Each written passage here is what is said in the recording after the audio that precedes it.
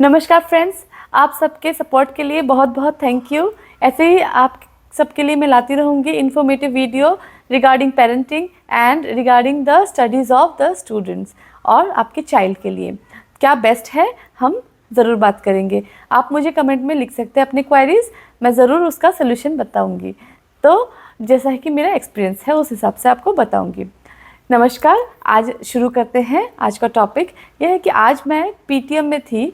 As a teacher मैंने देखा कि बहुत सारे पेरेंट्स सिर्फ बच्चों की बुराई ही कर रहे थे। इनफैक्ट मेरी एक कलीग ने बताया, एक बच्चा तो रोने लगा, उसके पेरेंट उसको बार बार बोल रहे थे इसको तो कुछ नहीं आता, ये तो कुछ नहीं करेगा, आगे जाके क्या करेगा। ऐसा नहीं करना है। 10 लोगों के सामने अपने बच्चे की ऐसे इंसल्ट नहीं करनी है। बच्चे छोटे हैं, इतना ज़्यादा उनको बहुत साइकोलॉजिकली ज़्यादा प्रेशर नहीं डालना चाहिए। लास्ट टाइम भी हमने बात किया था कि डराते हैं पेरेंट्स कि तुमने अगर नहीं किया स्टडी से देख लेना, वैसा नहीं होना चाहिए।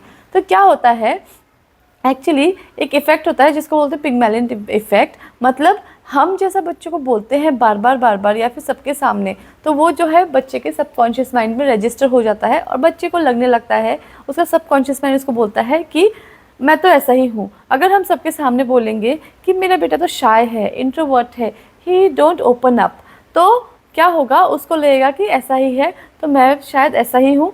तो जब वो स्टेज में जाएगा, क्यों बच्चों के अंदर स्टेज डेयरिंग नहीं होती, क्यों बच्चे जब टीचर्स के सामने बात करते हैं या फिर किसी और के सामने बात करते हैं, किसी दूसरे के सामने, तो उसकी वॉइस लो क्यों हो जाती है? बिकॉज वैसा डेवलप में भी हो गया है। अगर हुआ है तो उसको भी हम अभी मोल्ड कर सकते हैं अगर बच्चा छोटा है, और अगर बड़ा हो गया है तो हम उसको मोटिवेट कर सकते हैं।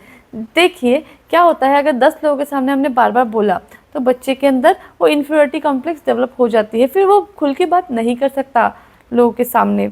कितना भी वो कॉन्फिडेंट उसके पास मटेरियल है बोलने के लिए, लेकिन उसको लगेगा कि क्या मैं गलत बोल रहा हूँ, शायद मैं इसको ठीक से कर नहीं पाऊँगा, लोग मुझ पे हंसेंगे, शायद मेरे को ही कुछ नहीं आता। ऐसा फीलिंग आ जाता है बच्चों के अंदर।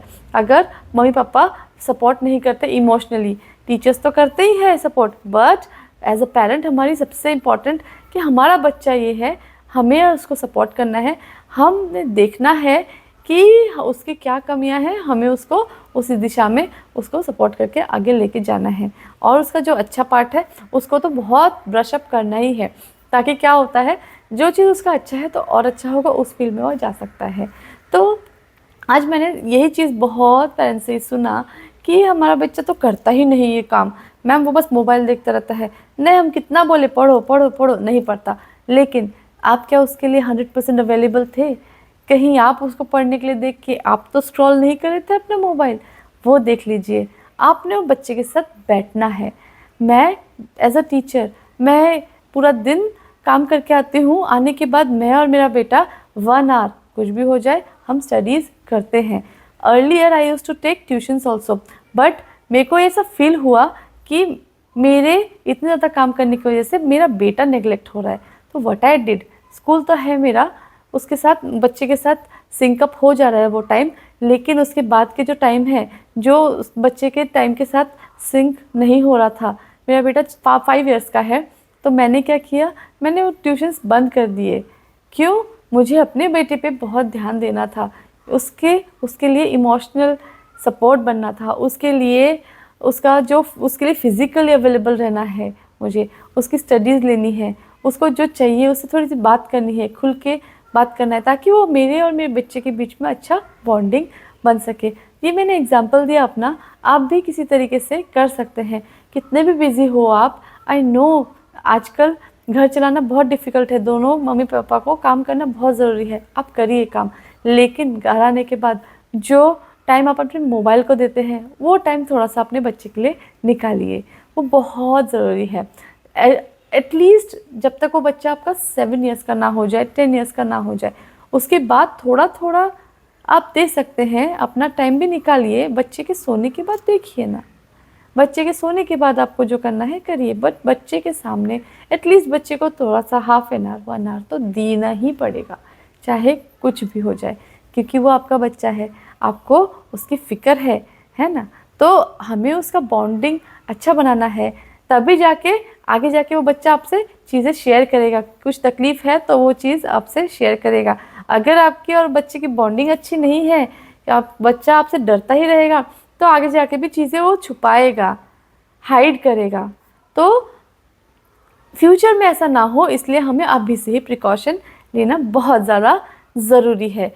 और क्या होता है ना, जैसे कि हम बच्चे से हेल्प नहीं मांगते, छोटी छोटी चीज़ों में बच्चे से हेल्प मांगिए, बच्चे बहुत खुशी खुशी काम करते हैं।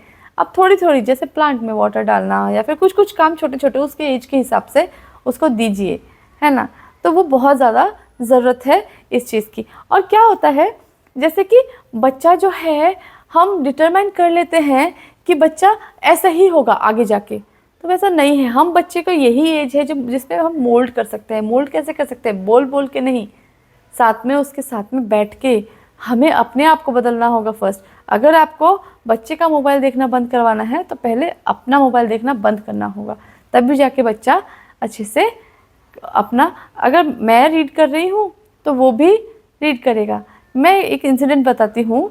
जब कुछ सालों पहले की बात है, मेरा बेटा छोटा था, तो मैंने लीव लिया हुआ था अपने स्कूल से, छुट्टी ली थी। तो मैंने थोड़े कॉम्पिटिटिव एग्ज़ाम के प्रिपरेशन करी थी। तो उसने देखा मम्मा तो पढ़ती है, may be books are very interesting. तो वहाँ से उसको आदत लगी कि मम्मा पढ़ती है, बहुत अच्छे से स्टडी टेबल में पढ़ती है मम्मा। तो उसने भी देखा, उसने भी कॉपी किया, वो भी पढ़ने लगा, पढ़ने की देख इमिटेट करने लगा फर्स्ट। उसके बाद उसको इंटरेस्ट डेवलप हुआ बुक्स में, तो ऐसा इंटरेस्ट डेवलप हुआ कि उसको अच्छा लगता है अभी। He loves to read and he understand. He can comprehend now. I'm very happy with that. तो मैं अपने एज अ पेरेंट भी बोलना चाहती हूँ। और एक चीज़, बाउंड्रीज बनाइए बच्चों के लिए कि ये बी फर्म, ये करना ही है आपको, इतना पार्ट आज करना ही है, तभी मैं आपको आपकी फेवरेट चीज़ दिलाऊंगी, या तो आप टीवी देखेंगे। और अगर आप एक चार्ट बना सकते हैं, चेकलिस्ट वीकली, और बनाने के बाद उसमें टिक कर सकते हैं कि आपने आज ये काम किया, ये काम किया, ये काम किया। तो उसके बाद एंड ऑफ द टाइम आपको टीवी देखने को मिलेगा 1 आवर या फिर हाफ एन आवर, जैसे भी है। ये नहीं कि मोबाइल भी 1 आवर दिखाया, टीवी भी 1 आवर दिखाया, कितना हो गया 2 आवर्स। बच्चा करेगा क्या? कब पढ़ेगा, कब खेलेगा? टाइम तो होएगा ही नहीं उसके लिए। तो ये ऐसा कर सकते हैं, है ना। तो फिर हमें क्या होता है कि हम अगर बच्चे की पर्सनैलिटी डेवलप करना चाहते हैं तो हमें उसके अंदर अच्छे अच्छे गुण डालने बहुत ज़रूरी है, जैसे कि कॉन्फिडेंस। तो बच्चे को कभी भी दूसरे के सामने ऐसा बोलिए ही नहीं कि ये तो कुछ नहीं करेगा। रैदर आप ऐसे बोल सकते हो कि वो थोड़ा सा अभी टाइम लेता है, लेकिन वो जब काम कर लेता है अपने हाथ में बहुत अच्छा करता है। तो वो चीज़ बच्चे के सबकॉन्शियस माइंड में जाएगी, आगे जाके वो उसके मन में बैठेगी सबकॉन्शियस माइंड में, तो वो अकॉर्डिंगली ही वो बनेगा अच्छा बच्चा।